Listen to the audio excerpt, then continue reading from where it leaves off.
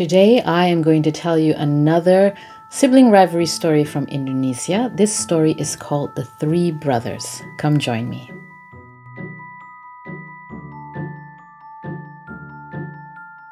Hi everyone, my name is Heidi. I'm a Malaysian author and welcome back. For the past couple of weeks now, we've been looking closely at this theme of sibling rivalry. The stories I've told you so far were they're all about sisters. But this week, however, I found a story which is about sibling rivalry between brothers.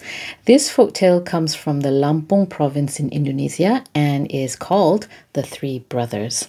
Let's hear the story. Once upon a time, there was a rich merchant who had 3 sons. This merchant spoiled his sons. He never taught them any skills, and as a result, when he died, his sons were left with a huge fortune, but they didn't know how to make a living out of that fortune.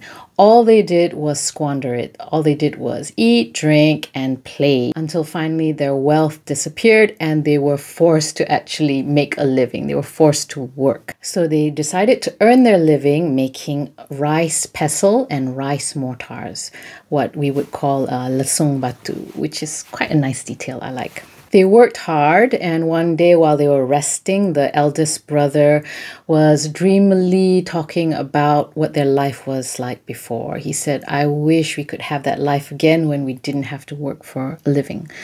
Then his youngest brother declared that it was his fondest wish to sit on a diamond-encrusted throne with a beautiful carpet laid out in front of him. Now, for some reason, this really triggered the older 2 brothers. This made them angry and annoyed. They decided that they hated their youngest brother and they cast him off in the jungle. They just left him. They abandoned him. Now, the poor youngest brother had to live on his own in the jungle. He ate leaves to survive because he didn't know how to look for food. He had no skills. At night, he would sleep up in the branches of a tree. Now, the tree that he liked to sleep in, this was the favorite place where the wild boars used to come. One day, while he was up in his tree, a herd of wild boars came by, and when he saw them, he became frightened. So he just sat quietly and watched. He saw that the king of the wild boars had a beautiful necklace, which he took off his neck and hung on the branch of that tree so that he could go and wallow in the mud. Now, the youngest brother was curious about this necklace, so he crept down and he grabbed it and he hid it in his pocket. After the boars were finished with their bath, they went away, and by some good luck, the king of the boars forgot about his necklace. So the necklace now belonged to the youngest son. The youngest son didn't know that this necklace was actually a magical necklace that can make him float. So one day he decided to go to the sea, to have a dip in the sea, and he didn't know how to swim. But as he walked further and further in, he found that he could actually float. He didn't sink down. So he decided to just follow the sea, the currents of the sea, and it took him to another foreign country, far away from his own home. Now that he was in a foreign country, he didn't know what to do. He knew that he really had to buck up, he had to grow up, he had to find a way to survive. So the youngest brother was now all alone in a foreign country with no family, no friends. He wandered around until he finally came to a house, and he asked for permission to stay at the house. In the house, there lived an old man. The old man asked about his life. And so the youngest brother told him, and the old man felt sorry for the youngest brother and said, "You can stay here as long as you work hard and help me around the house. I'll let you stay in my home." So that's what youngest did. He was so grateful to have shelter and food that he worked really hard for this man. He woke up early, he made breakfast, he boiled the rice, he helped the man around the house, he helped the man with his farming, and eventually the man was very pleased with the youngest brother. One day this man went to the palace and he told the king about the youngest brother. The king asked the old man to bring the youngest brother to the palace to work there, and that's exactly what happened. So the youngest brother worked very hard at the palace. He worked from the bottom and he made his way all the way up to the top. The king could see that youngest was smart, he had potential, he listened to instructions, he worked hard, he was clean, he was tidy, he was pleasant to speak to. So one day the king decided that he would marry his daughter to youngest. And that's what happened. Youngest married the princess. Days, months, and years passed by until finally the old king decided that he wanted to give up his throne. So he made youngest the king of this country because he was married to the princess. And now youngest was the ruler of this country. He sat upon a diamond-encrusted throne with a beautiful carpet laid out at his feet, just as he dreamed of years and years ago. One day, he received a report that there were two brothers in his country. These brothers were pestle and mortar sellers. The youngest brother was intrigued and asked his men to bring these two brothers to the castle. And when he saw them, he immediately recognized them as his brothers. But the brothers didn't recognize him because he was so handsome and he looked so regal on his throne. Then he started to speak to the brothers. He asked the two older brothers, "Do you recognize me?" And the two brothers said, "I'm sorry, Your Majesty, we don't recognize you. I don't think we know you because you're a king." And then the youngest brother said, "Do you remember a boy who dreamt of sitting on a diamond-encrusted throne with a beautiful carpet laid out at his feet?" And it was then that the two older brothers recognized that this was indeed their youngest brother. They fell to their knees. They apologized to youngest. They said they felt so bad for abandoning him. They went back to look for him, but he wasn't there. They said that they regretted their actions and they were so very sorry. Youngest didn't have any ill feelings towards his older brothers.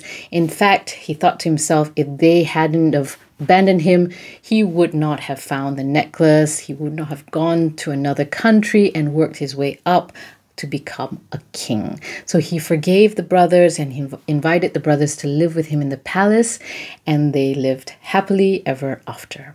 The end. So the overall theme of this story is, you guessed it, sibling rivalry.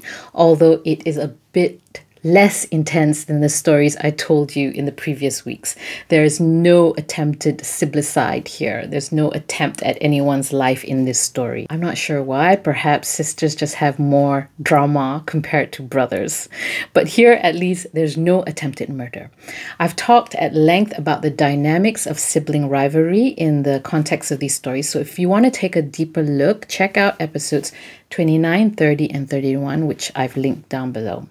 So at the beginning of this tale, we are told that the brothers had been spoiled by their father and had not learned any skills. And even after his death, they squandered their wealth and eventually fall upon bad times and are forced to work for a living. In this case, they made and sold mortars and pestles to grind rice, which is a nice local detail I like. So in a moment of reflection, the oldest brother talks about how he misses their old life when they didn't have to work for a living. And in reply, the youngest brother proclaims that he dreams of sitting on a diamond-encrusted throne with his beautiful carpet at his feet.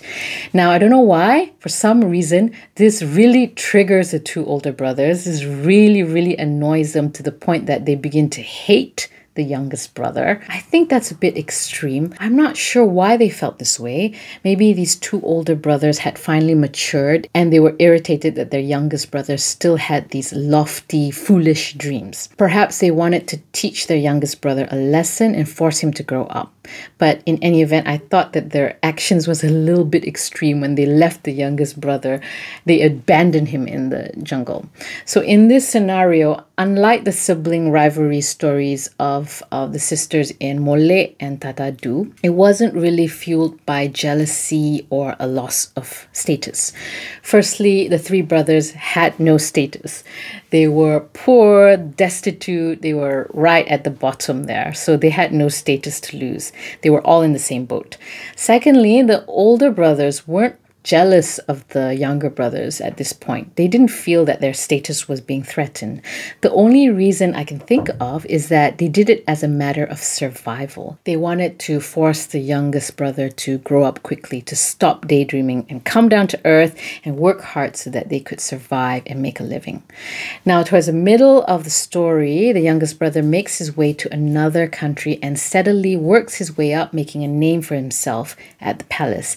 And this part reminds me of the tale I told you in episode 25, which is the biggest basket in the world. Link down below if you want to have a look. So if you recall, in the biggest basket in the world, the story was about how the laziest girl in the world went through a transformation in order to grow up, to mature and achieve her dreams. We can see the same thing happening here.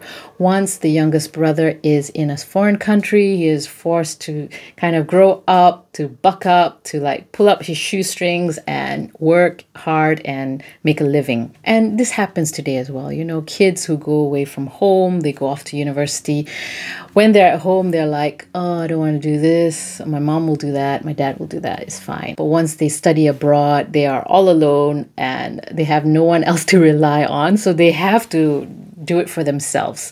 So this is a process of transformation that every young person goes through. So youngest brother is alone in a foreign country. He decides he will work his way up, and he does so. He works hard and he is successful. He is so successful that eventually he becomes king of this country and actually achieves his dream of sitting on a diamond encrusted throne with a beautiful carpet at his feet. Like the biggest basket in the world, this story also has a magical, not really a helper, but a magical object in the form of that magical necklace that belonged to the king of the boars. So this magical object allowed or helped the youngest brother to cross the seas to another country to start a new life. So upon meeting his long-lost brothers, youngest brother doesn't punish them for abandoning him.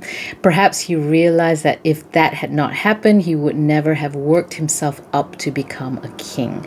And the story ends on a very nice note when all the brothers reconcile and they live happily ever after. So no one dies in this story. So what did you think of this story? I'd love to hear your thoughts, so please do leave a comment below. If you like this video and my other videos, please do like and subscribe to my channel. Please support me in my mission to get these stories out there. That is it for today, but don't go just yet. I have so many sibling rivalry videos out now, so check them out from episodes 27 all the way to 31. And if you want to check out the biggest basket in the world, which is about magical talking objects, that's in episode 25. Take care, and I will see you in the next video.